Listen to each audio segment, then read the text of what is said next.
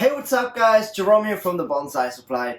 And if this is your first time coming across this channel and you like bonsai, you are in luck because that's what this channel is all about. Now, if you're a subscriber already, thank you so much for your support and welcome back. Now, join me in today's video as I'm repotting this tree and I'm going to tell you a little more of the history of this tree. Alright, so first things first, let me tell you how I got this tree. So I was at a nursery with my wife here in Georgia. And by the way, she's amazing at finding really good bonsai material.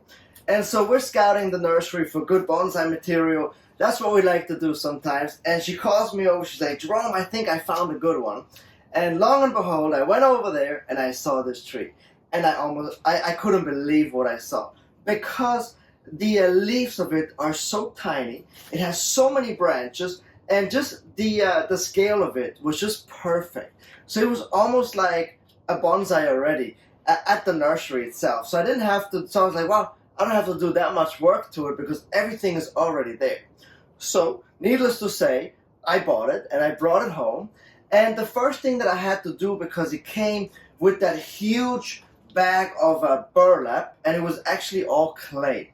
And since I got the tree in the off-potting season, I couldn't really repot it, but I knew that keeping it in that big ball of clay was not ideal because the clay doesn't allow for the water, to go down into the roots evenly. So I knew I had to get it out of that immediately.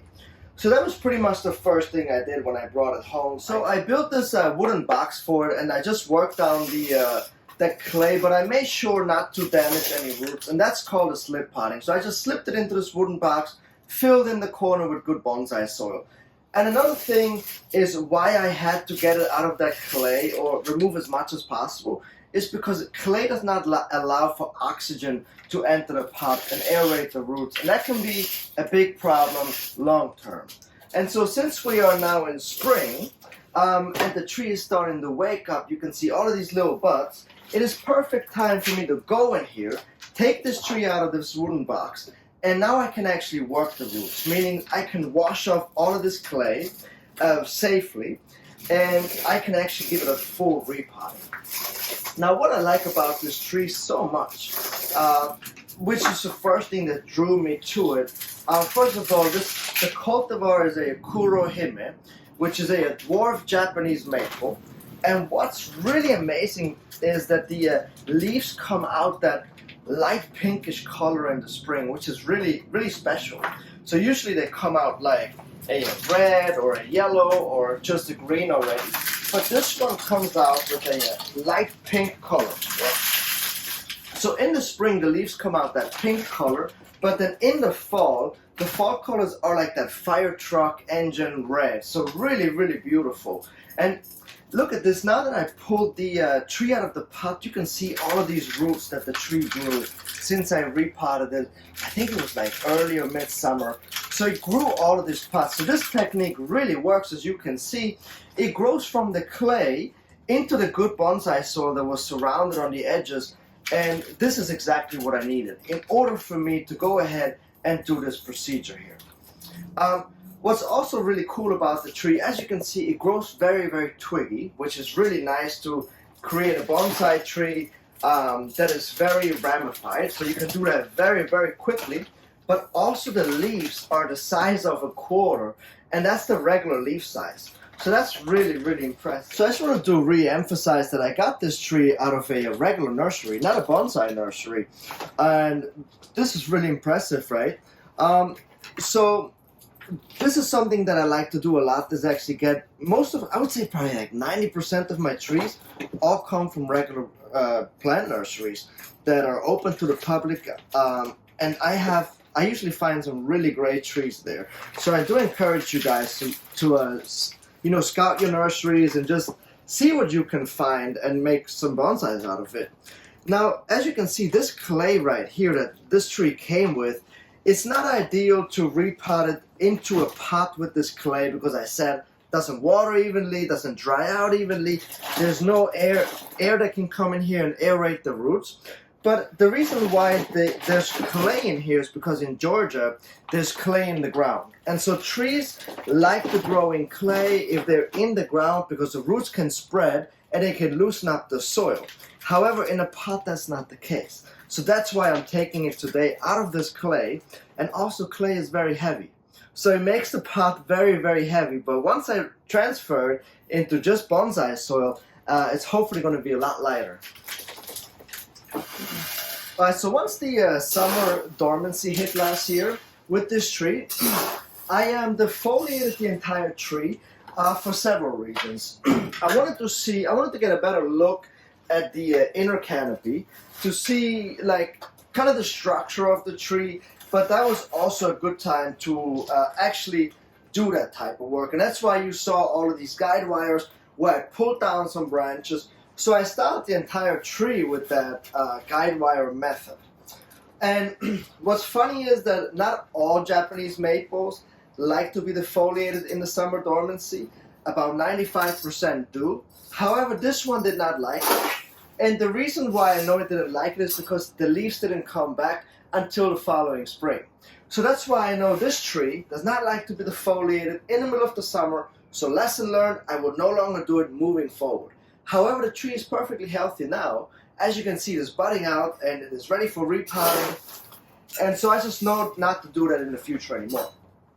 So as you can see, I chose this beautiful, I think this is like a turquoise, to go along with this tree, and I think it's going to contrast really beautifully with these light pink leaves in the spring and then that beautiful red in the fall. I think it's going to contrast really beautifully.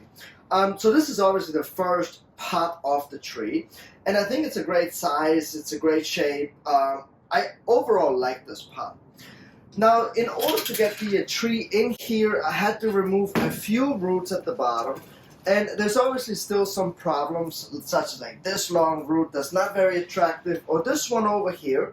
However, I'm going to leave it today. I'm going to do little by little on this tree. So I'm going to repot it into this pot today with some good bonsai soil, bare rooted the tree. And now I'm going to leave it in this pot for probably 2 to 3 years to build up a lot of roots. I want to have a lot of feeder roots when I repot this tree again. And then at that point, I can then go ahead and remove some of these larger roots, maybe do some root grafts, and then, you know, slowly over time work on increasing the root spread and just improve. So when you repot a tree, it's really important that you use good bonsai soil. I'm using the all-purpose bonsai soil mixture from the Bonsai Supply. And then, of course, you want to make sure that you use a chopstick and really work out the air pockets. So when you have a section like this right here, where the soil sinks in, we call it a sinkhole, and those are where the air pockets are. So you want to make sure that you fill that hole until it stops sinking in, and then you are good to go. But it's really important that you work out all of the air pockets. Now I'm going to use some of the soil and cover these large large root sections to promote more root growth. So more finer roots will come from these bigger roots, and then I can cut that big root back safely the next time I repot this tree. And so now that this tree is finished being repotted, I'm actually going to keep it inside the greenhouse until the night temperatures are steadily above freezing.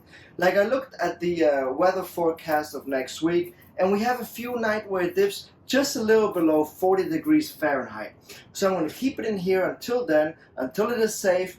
And once that 40 degrees Fahrenheit dip has gone and we're back up into the like 60s and 70s, I'm going to take this tree and move it out right into full sun.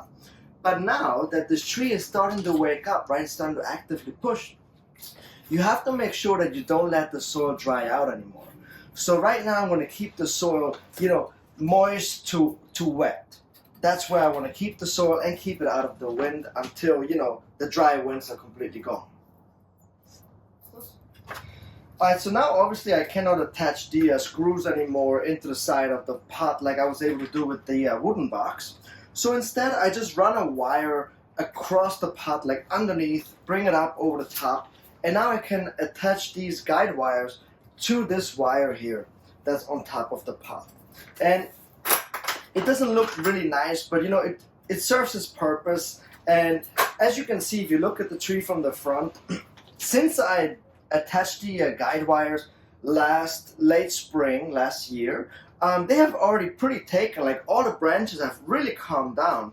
So I'm just gonna have to do this again for maybe maybe until the end of summer this year, and then I can remove these guide wires already. So it doesn't take that long, as you can see. See, and I just attach them to this wire that runs across here. Very easy. And that's pretty much, how I'm going to keep the guide wires attached and keep the branches in place. Man, this tree looks amazing. Like, I can't believe that this tree has only been in my possession for not even a whole year, and it came out of a nursery and I turned it into that. So it's starting to look like a real showstopper, and I can't wait to see what its future holds. Now, as always, if you have any questions or comments, drop them down below in the comment sections. And if you like this video, give us a like. Now, also make sure that you subscribe to this YouTube channel if you haven't done so already, so that you never miss any of our new videos coming out. Thank you guys so much for watching, and I'll catch you guys next week.